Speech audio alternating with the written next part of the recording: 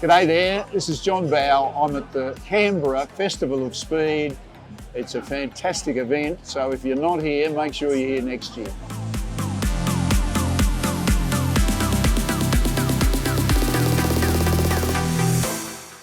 We've got the EB2 and the EB3, the Falcons that you drove in Amaroo and around other racetracks as well. They've been beautifully restored. You've been aware of the restoration as they've gone along. When you saw the cars first up completed, what went through your mind? Well, honestly, I reckon they're probably the best restored cars, race cars I've ever seen, and I've seen a lot. They are absolutely period correct to the very first race meeting that was V8s basically. So early 93, Australian touring car racing turned into a Falcon Commodore contest, and these were the first cars, the 18 cars, the first cars DJR built, and I raced it. I won the round, so it's actually significant, you know.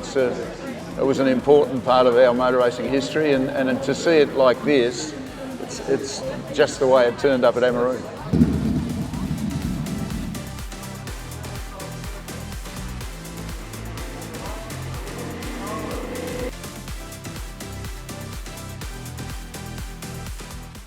Every night I go on YouTube, watch all the old videos, watch in-car footage,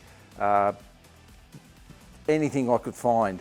I had a couple of friends who had been at the races at Barbagallo in '93, and one, he took a picture of the boot, which just happened to be open, and I've got the picture sitting up on the wall with, amongst others. Without that picture, we were never going to get the boot layout correct. I had all the brackets, the fuel pump brackets and mounts, but not knowing where they sat, it could have been anywhere, but that I believe that's the only picture in existence that shows that. And the same with the 17 car head, now had been gutted out and everything was transferred, and I imagine, into EB4 or 5, one of the two, either of those two cars. So it had no componentry to know what the layout in the boot was, so it didn't have anything. So we used that photo.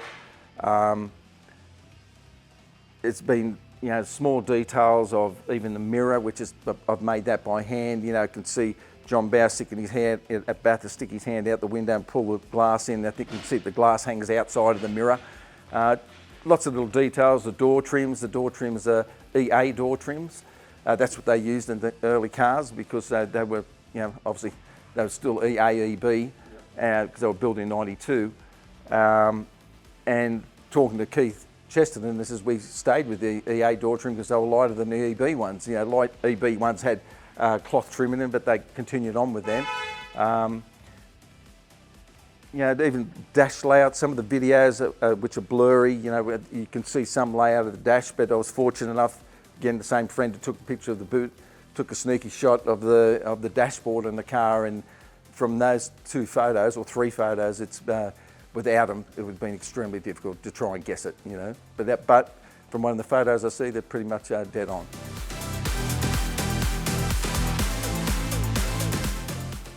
Pretty much. My wife thinks I'm crazy, says that's all I ever do.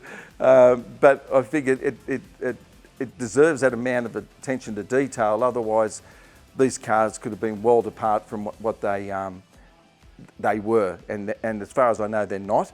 My engines, well, both cars have got original DJR engines in them, with the old school cylinder heads. You know, old style water pumps, you know, the Ford Motorsport water pumps on them, which we've restored. I've had new pulleys made for them, but, you know, I've had old ones that I've been able to use them as a reference to remake them. Pretty much every component of these cars are either reconditioned or brand new, but of the period. And that's what we've tried to do all the way through. Look, I've been following motorsport since about 78, 79. I used to follow it as a smaller kid, but I really got interested the minute Dick Johnson hit the scene. when I thought, who's this guy? He's turned up from nowhere and, you know, flying the Ford flag. I mean, I've always loved Fords, even though most of the cars I've owned have been Holdens, but always support Ford when it came to motor racing. Always had a big following for him, a soft spot for him, and then just one thing led to another, and I'm a motor mechanic by trade, and you know, finished my trade in 78, 79. I've got my own business here in the Blue Mountains, and always, like I said, interested in motor racing. I started off with my first race car, which was an old Group A touring car, VL Commodore, which I started off putting it back together as just a improved production car. Then someone said, yeah, you know, that's a Group A car, why don't you put it back to Group A? So I did, and then ran in the Touring Car Challenge for a couple of years. And then I bought a Seaton AU, which again was another car in pieces, a roller. Got it up and running, and then raced it for 7 years in the Kumo series, which enjoyed that. And then had a Brad Jones Falcon for a BA for 3 years, and I haven't raced since. You know, I've built a house, and then these started to consume a lot of my time, and I thought, oh, let's just focus on these. And that's where we're at the moment. Oh, 100%. I mean, yeah, it's always been the Holden versus Ford aspect of it. You know, you only have to look in the XD days, you know, and XE, the Fords were very few and far between compared to the Commodores. And there was a great rivalry, you know, like, and I'm sure the Holden guys wanted a Ford to actually compete against. They didn't want all Commodores leading the way. Yet without it, it was not really a category. And then that disappeared in the Group A days. You know, it was only a matter of turning up a knob on the dash, and you were quicker today than someone than last weekend. So, whereas these cars, you were given a set of rules, you had to work within the parameter of the rules, but what's people's interpretation of the rules were so different to one car to the other. And I've seen plenty of cars, and they're different. But funny enough, I've only owned a couple of them. They all drive pretty much the same. There's not much difference in them. Maybe I don't drive fast enough to know the difference, but looking at them now, like these from '93, and you look at the 2003 BA I had, not a lot changed. Still run, you know, hats with the bobbins on the rotors, you know, big calipers. I mean, the brakes got bigger as they went along, but you know, shock absorbers, double A arms, and the 9-inch, there's only a variation of the 9-inch, like it was either fully fabricated or they used a 9-inch housing and then just made the 4-link work on it. Like, not a lot changed. Oh yeah, because I mean, when we got to EF Falcon, V8s were gone, and then EA, there was no sign of a V8, and then all of a sudden the EB came along, and then we're back to V8, and all of a sudden it's all sparked up, and surprise, surprise, it's the same year that this era of category started. Now, there was always V8 Commodores, they were there, and I think it's great. I mean, I think it was a great time. Racing was interesting, and the ideas that these people came up with, you know, to just get that little bit more, was terrific. Look, I still follow supercars, but it's not the same. No, it's definitely not the same. But and I think that's what makes these cars unique, because it's not just another stick-it-up car. And I don't mean any disrespect in that, but that's the honest truth. You know, like, if Glenn Seaton's car was sitting here, you couldn't just sticker it up and think you're going to get away with it. It's a different car. They had a different mindset altogether, and it worked for them. You know, they did pretty good in the first year. They won the championship, but their mindset was different to this mindset. You know, they were a very softly sprung car, and the DJR cars were very heavily sprung. So two different trains of thought. But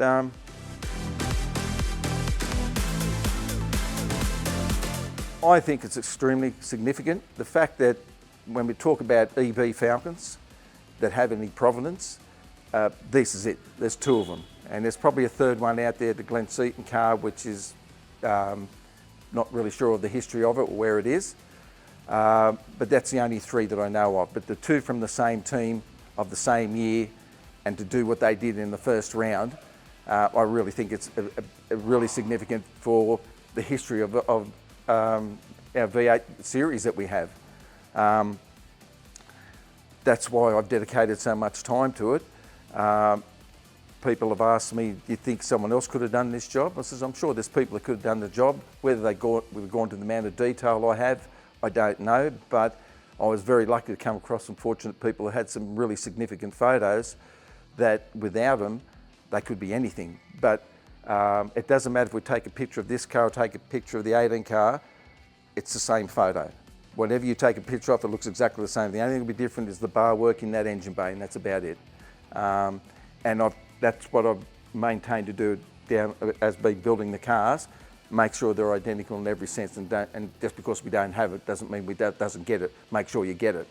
And in building both cars, I might have restored all the uprights or all the, although the uprights were remade for the 17 cars because we didn't have any, all the spindles, I never said that that's for my car and that's for David's car. Just off the bench, whichever car, it didn't matter. There was no, this is a better part for this car. I never worked that way. Pretty honest guy, I figure it doesn't really matter. If it's no good, well, it shouldn't go on any car. As far as I'm concerned, it didn't matter, just whichever car it landed on, that's how it was. Except for the engines went back to the original cars though.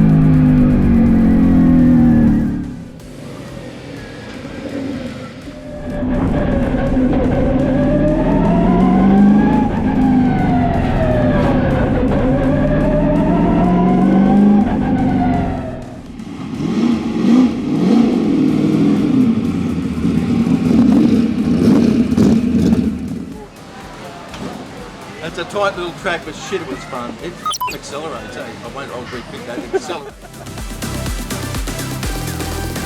That was friggin' awesome.